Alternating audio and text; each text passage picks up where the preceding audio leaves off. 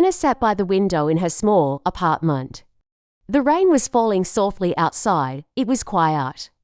She was cleaning her room when she opened an old drawer. Inside, she found something that made her stop. It was her old English notebook. The cover was brown. The pages looked a little old. She smiled and said, "My English notebook." Anna opened the notebook slowly. Inside, she saw pages full of vocabulary. There were many words. She had written the meanings. She had written example sentences. Some words had colors and drawings. She remembered how hard she studied. She used to stay up late and write these words again and again. She turned the pages and read some of the words. Benevolent, obsolete, resilient. She stared at them. Then she frowned. "What do they mean?" she whispered. Her eyes moved faster, more and more words.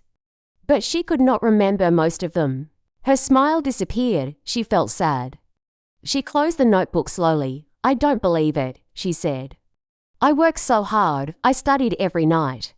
I repeated these words so many times. Why can't I remember them now?" Anna looked at the rain outside. Her heart felt heavy. "Maybe I'm not good at languages," she thought. "Maybe something is wrong with me." Just then, her phone made a sound. It was a message from an old friend. Her name was Lena. Lena and Anna used to study English together years ago. The message said, "Hey Anna, I'm in town. Want to meet for tea today?" Anna felt a little surprised. She hadn't seen Lena for a long time.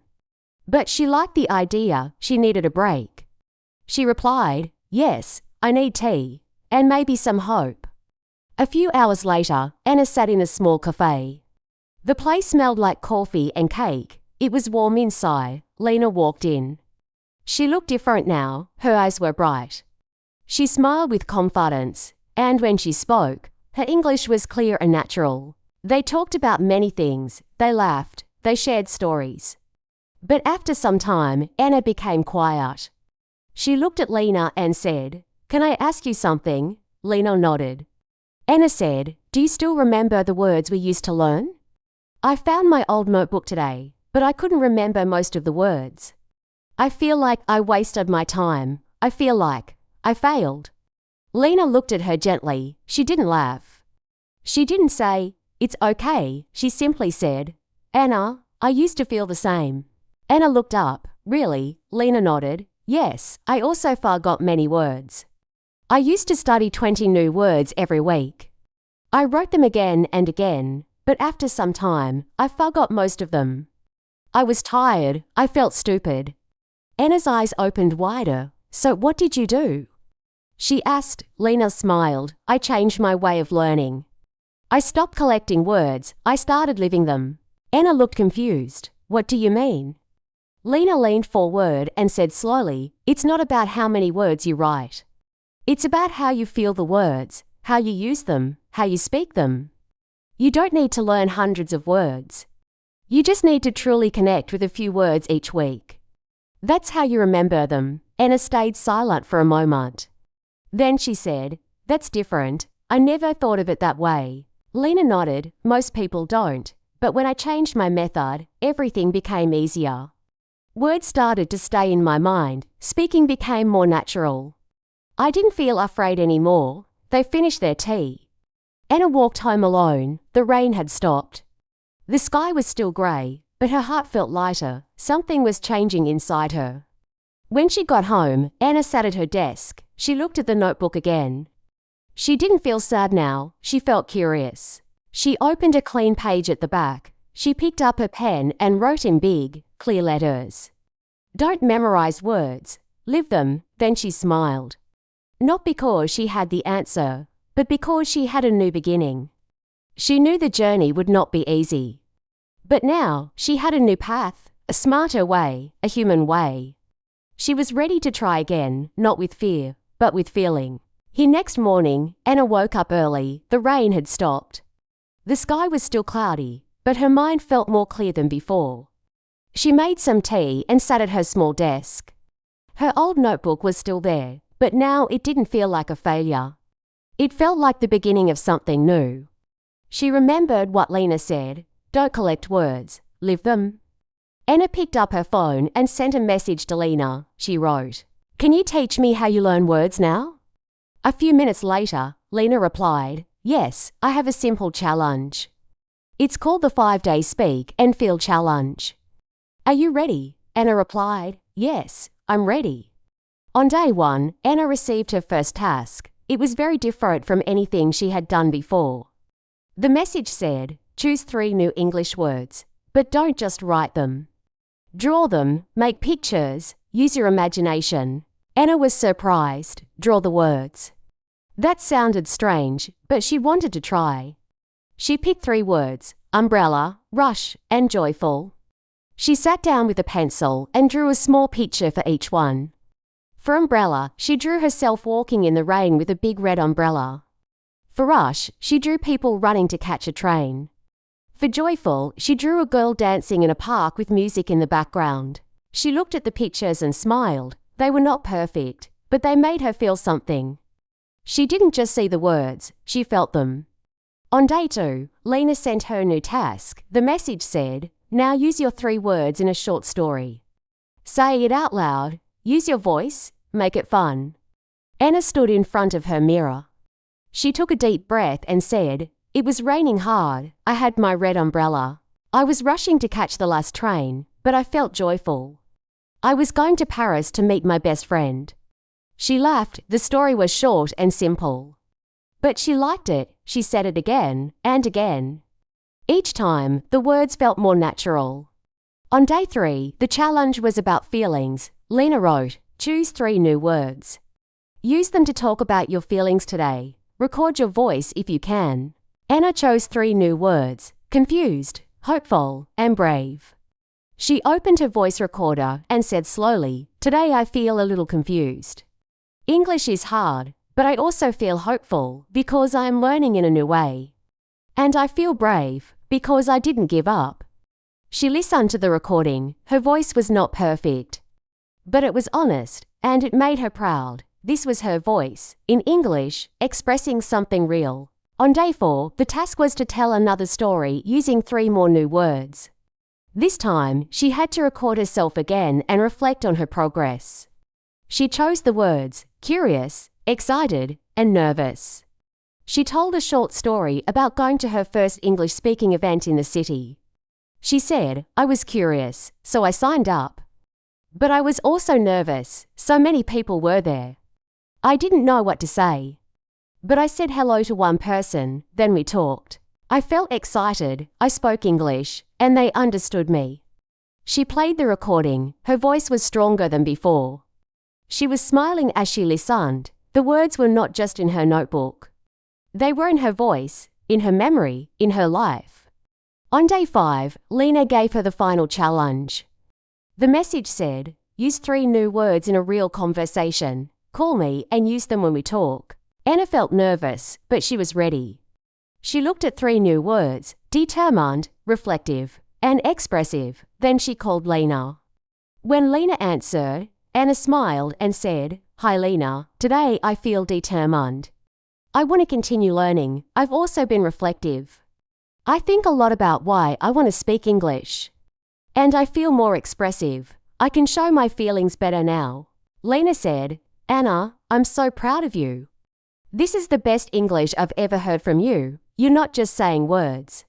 You're feeling them, you're using them." After the call, Anna sat quietly. She looked at her notebook again. But this time, she didn't write definitions. She wrote, umbrella, rush, joyful, brave, hopeful, curious, determined. I didn't just learn these words. I used them, I lived them, and I will remember them. Anna smiled. She didn't feel like a student anymore. She felt like a person who speaks English. Not perfectly, but honestly, with heart, and that was enough. It was Saturday morning. The sun was shining through the window. The air felt calm and quiet. Anna sat at her small desk with her notebook open. She looked at her new list of words. These were not just any words. These were words she had learned during her 5-day challenge. She had spoken them, felt them, and used them. Now, she was ready for something new. She opened the voice recording app on her phone and pressed the red button. She took a deep breath and began to speak. Hi, my name is Anna. Today, I want to tell you a story in English. It is a true story, and it means a lot to me. Last week, I went to the park near my home. It was a quiet morning. The trees were green, the birds were singing, and the wind was soft. I was walking slowly, thinking about the words I had learned this week. I felt peaceful and proud of my progress. As I walked near the fountain, I saw a little boy. He was sitting alone on a bench. He looked very young, maybe 5 or 6 years old. He was crying. I stopped walking. I looked around, but I didn't see any adults nearby. I felt nervous. What should I do? Then I thought of one word: responsible. I remembered how I had learned it during my challenge. I said it out loud once, and I smiled. Yes, I needed to be responsible. I walked slowly to the boy and said, "Hi, are you okay?" The boy didn't answer. He looked scared. He pointed toward the other side of the park. I understood. He was lost, and he wanted to go to his mom or dad. I said softly, "Don't worry, I will help you." I held his hand, and we started to walk together. I talked to him in simple English. I told him a small story. I wanted him to feel safe. I said, "One time, I also got lost in a big store.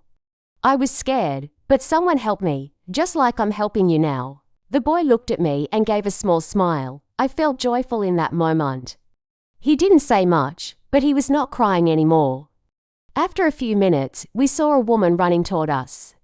She looked worried. When she saw the boy, she shouted, "Tommy," and ran faster. The boy let go of my hand and ran to her.